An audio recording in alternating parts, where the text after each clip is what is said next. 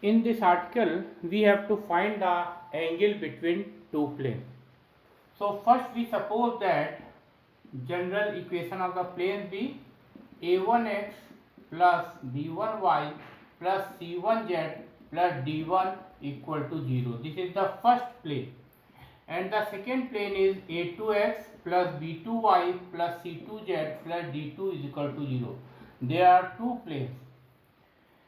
Here we know that in the equation of plane, coefficient of x, y, z are the direction ratios of their normal to the plane. So we know that the in the equation of plane, we know that in the equation of plane the coefficients of x, y, z, coefficient of x, y, z are the direction ratios of the normal to the plane.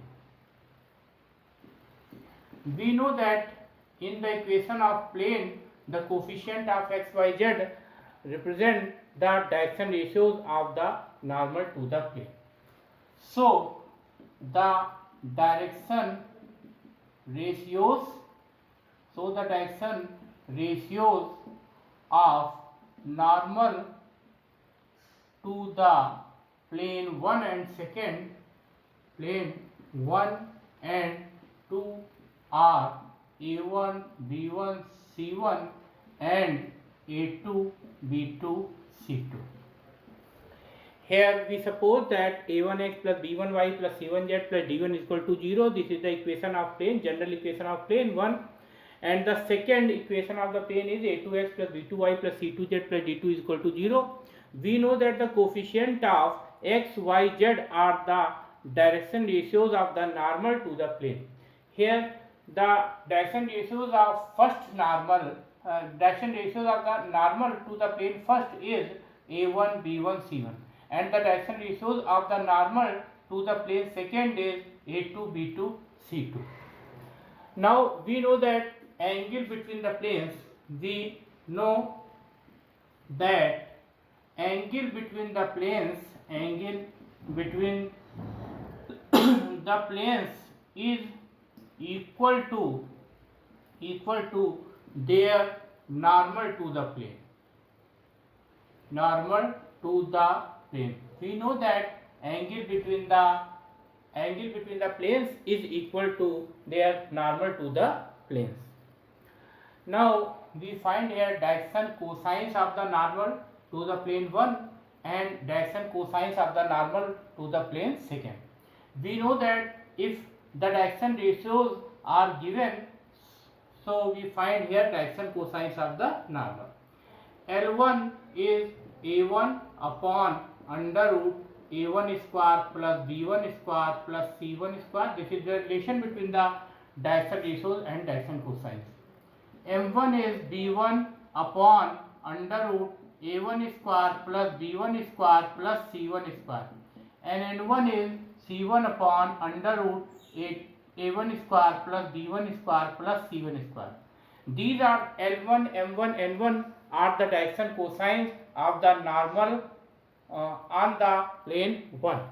Similarly, L2, m2, n2 be the direction cosines of the normal on the plane second. So L2 is equal to a2 upon under root a2 square plus b2 square plus c2 square. Similarly, m2 is equal to b2 upon under root a2 square plus b2 square plus c2 square. Similarly, n2 is equal to c2 upon under root a2 square plus b2 square plus c2 square.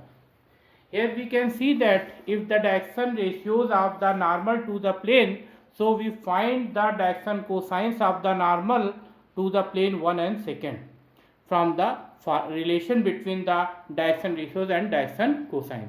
Here L1, m1, n1 be the direction cosines of the normal to the plane 1, and L2, m2, n2 be the direction cosines of the normal to the plane second.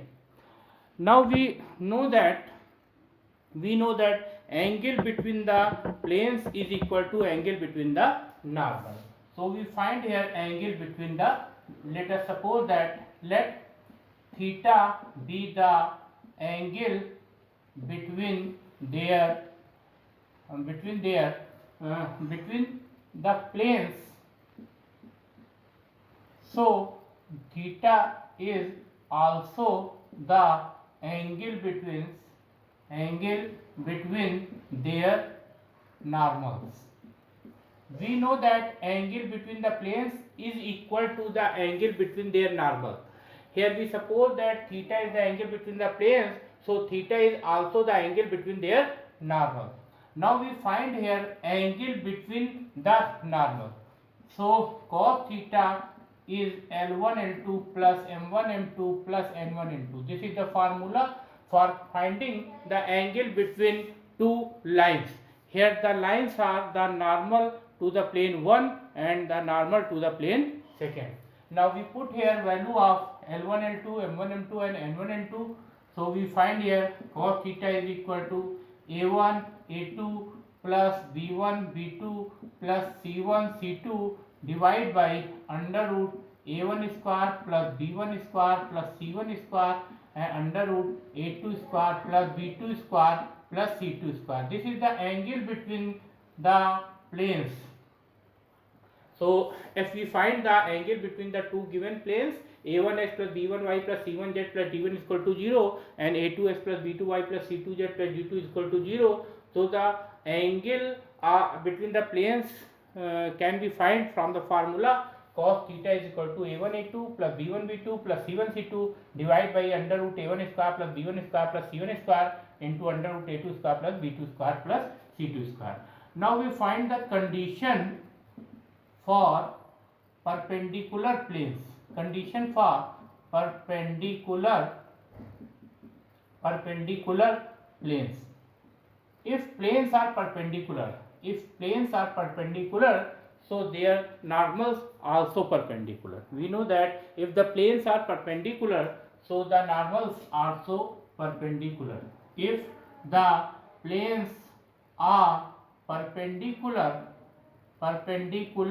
if the planes are perpendicular, then their normals are also perpendicular.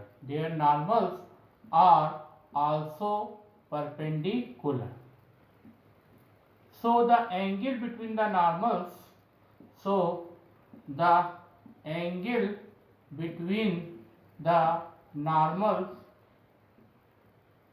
that is theta is equal to 90 degree. And we know that cos theta is equal to cos 90, that is equal to 0. So if you put here cos theta is equal to 0, we get here the condition a1 a2 plus b1 b2 plus c1 c2 is equal to 0. This is the required condition if the two planes are perpendicular. We know that if two planes are perpendicular, so their normals also perpendicular. That means the angle between the normals is 90 degree. So cos 90 is equal to 0. If we put here cos theta is equal to 0, so we get the condition a1 a2 plus b1 b2 plus c1 c2 is equal to 0. So this is the condition for perpendicularity of two planes. Also we find the condition for parallelism of two planes. Condition for parallelism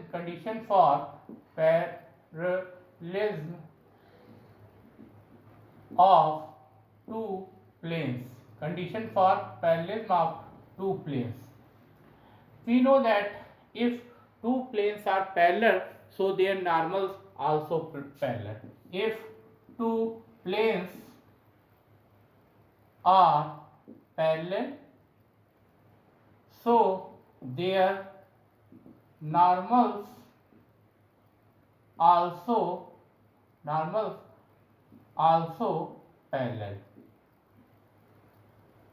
We know that if two planes are parallel, that means their normals are also parallel. And the normals are parallel, so direction ratios of the normals are proportional. So the direction ratios of the normals are also proportional. That means A1 upon A2 is equal to B1 upon B2 is equal to C1 upon C2. This is the condition for the parallelism of two planes. Thank you.